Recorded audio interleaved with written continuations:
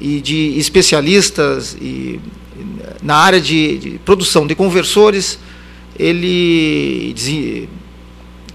projeto, desenvolvimento e a inovação, ele está muito bem abastecido. É um dos países que produz ciência em grande quantidade, em eletrônica de potência. De forma desorganizada, como sempre a gente tem comentado, né? O Estado não é organizado e com isso várias questões, como patentes, não aparecem, mas esse conhecimento instalado em recursos humanos, ele existe. O primeiro ponto é isso.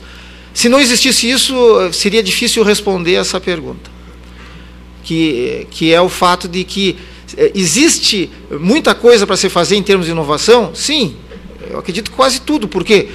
Porque as exigências de mercado, e a engenharia não é só na área de conversores, mas dentro da engenharia, né, desenvolvimento mundial, o espaço para a criação e inovação ele é constante. Então, isso não é exclusivo de uma área, mas isso é a resposta para todas as áreas, né? Isso vai desde o desenvolvimento de novos semicondutores.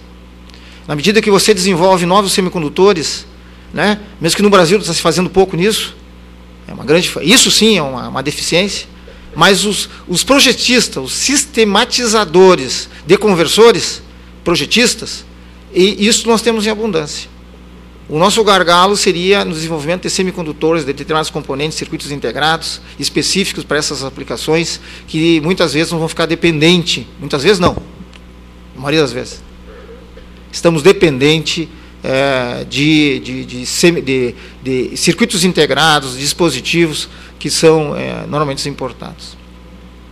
Agora, o projeto do conversor e a integração e o controle, né, e isso nós temos capacidade já comprovada. Nós temos espalhado em todo o Brasil. Isso não está concentrado em uma região, está se espalhando em todo o Brasil, cada vez mais, na área de eletrônica de potência e controle aplicado à eletrônica de potência. Isso, o número de trabalhos publicados em congressos tem mostrado isso. O Brasil é um dos expoentes na área de eletrônica de potência e controle aplicado também, né? A área de sistema de potência também.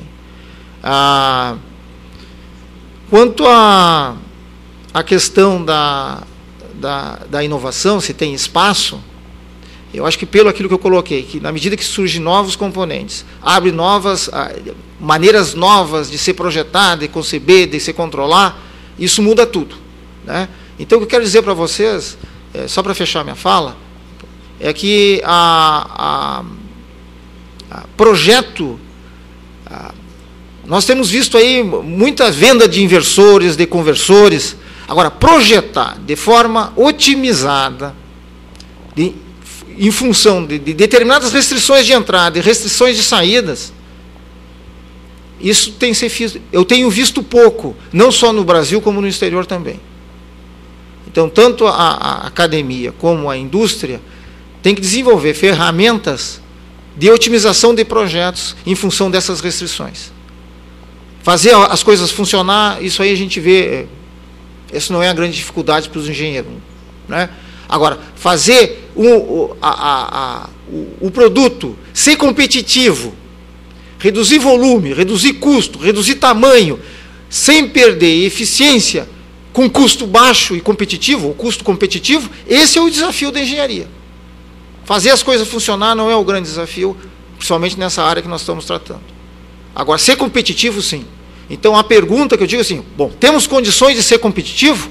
Eu acredito que se fizer uma gestão adequada e motivação, criar instrumentos para desenvolver pesquisa, sintonizado com a indústria e com o Estado que faz as ações, as leis e regulamenta, isso em poucos anos, é claro que isso não se consegue de um dia para o outro, tem que ser projetos de longo prazo, onde o Estado se torna, de fato, comprometido com aquilo que quer, né? E com sucesso devido ao fato do comprometimento e da boa execução e da competência daquilo que se estabeleceu e se planejou.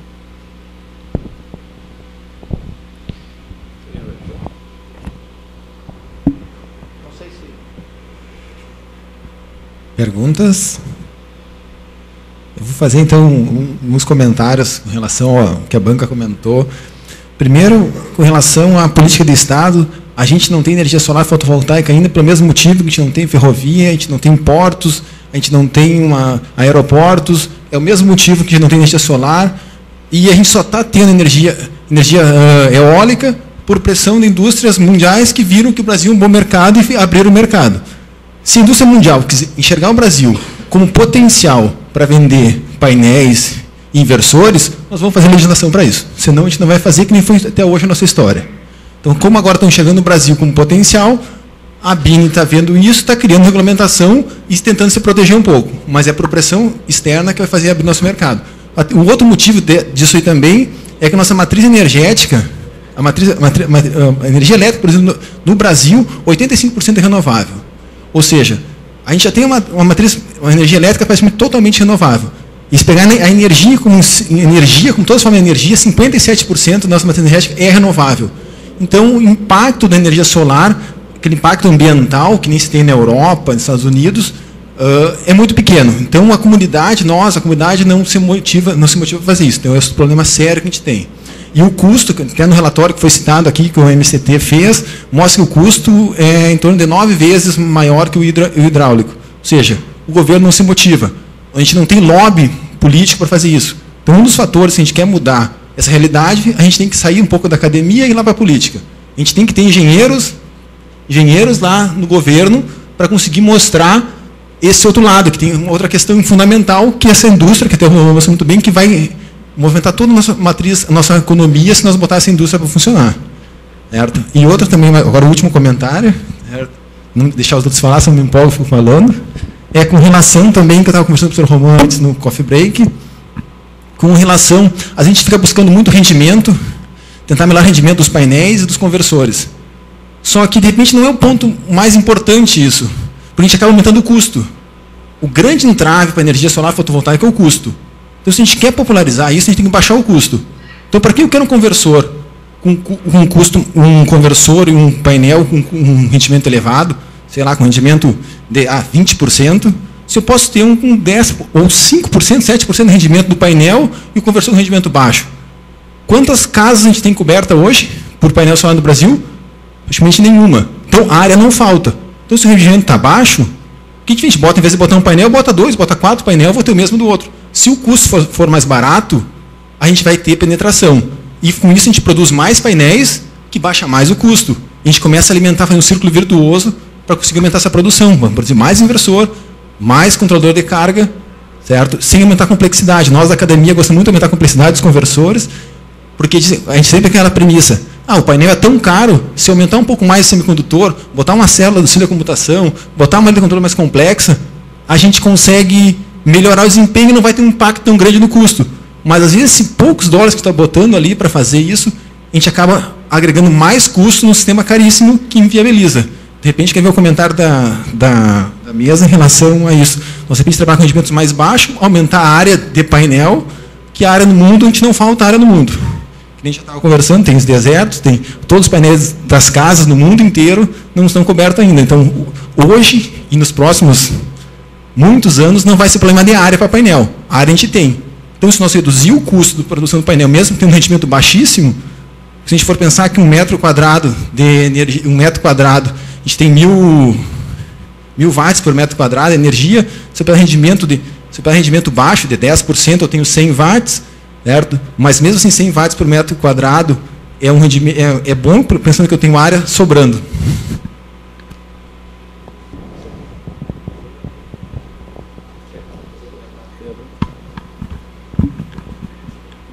Bom, eu gostaria só de fazer um comentário para uma reflexão, né? Eu acho que o professor Romano já falou sobre o que eu vou repetir, mas algum material que eu andei lendo sobre a política e o interesse, por exemplo, de países como a Alemanha em investir em energia renovável, não especialmente ou unicamente em painéis solares, tem outros apelos que não é a comparação com energia nuclear, ou com o preço da energia nuclear, ou com o preço da energia hidráulica, ou com o preço de outras fontes de energia, mas é o apelo de geração de emprego e domínio de tecnologia.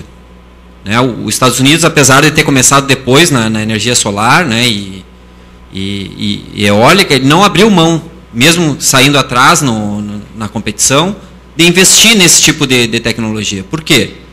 É importante para um país dominar esse tipo de tecnologia e gerar emprego, que é um fator muito importante para o país, e desenvolvimento do país. Então, lógico que os Estados Unidos também tem o apelo militar, da segurança, das questões que as fontes são mais distribuídas e tem esse menor risco de ataques. Mas muito também é domínio de tecnologia e geração de emprego. Hoje você sabe que no Brasil, né, você tem ainda um número, apesar do mercado estar aquecido, você tem um maior número de empregos, mas ainda você tem muita gente desempregada. Então, o risco que se corre é investir em painéis solares ou investir em outras fontes, importando equipamentos. Lógico, tem que se importar o que não é viável para o Brasil desenvolver no Brasil. Mas muito importante para o Brasil, na questão de investimento em energias renováveis, é se desenvolver essas tecnologias dentro do país, né, na forma de gerar empregos e ter esse apelo social também da energia renovável. Yo quería agregar algo en tu comentario. Hay dos aspectos que son lo de la generación de empleo y la de mantener la soberanía de un país. Hoy en día los países petróleo dependientes prácticamente están perdiendo su soberanía por el hecho de que son pocos los países que tienen petróleo y con lo cual genera una dependencia energética, o sea, genera una dependencia muy grande de toda la economía del país por la de los combustibles. Existe una política que en Brasil como en Argentina ya se ha aplicado, y se ha aplicado en particular en la industria automotriz, que se denomina la adquisición de tecnología con integración del lugar. ¿Cómo es el mecanismo? Una empresa extranjera puede venir y radicarse y poner toda su empresa, toda su fábrica completa, importando en una primera instancia toda la materia prima que necesita para la producción del módulo fotovoltaico.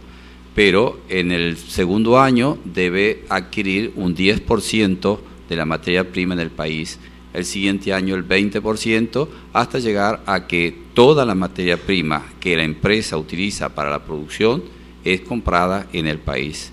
Es decir, da tiempo al país para que se desarrollen las pequeñas industrias que le van a abastecer de toda su materia prima. Eso genera un efecto multiplicativo de empleo muy grande y de nuevas empresas.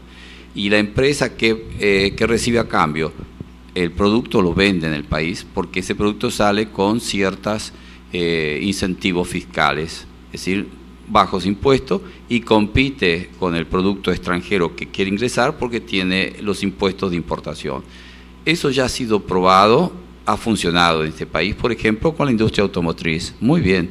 Yo digo, ¿por qué no puede funcionar con la industria fotovoltaica?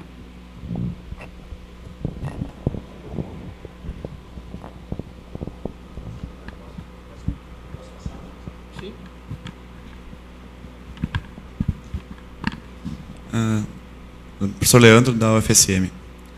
Até para pegar um gancho do que o professor Fábio e o professor Romano falaram, o Brasil teve um problema energético no passado relacionado a uma crise de petróleo e que motivou a ele fazer um programa com investimento forte em ciência e tecnologia para desenvolver uma tecnologia alternativa, que foi o programa do etanol.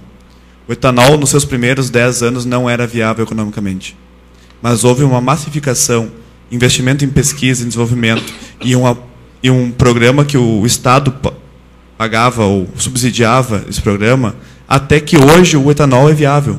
Ele é viável economicamente. Ele não é inviável. Ao preço do petróleo internacional, o etanol é viável.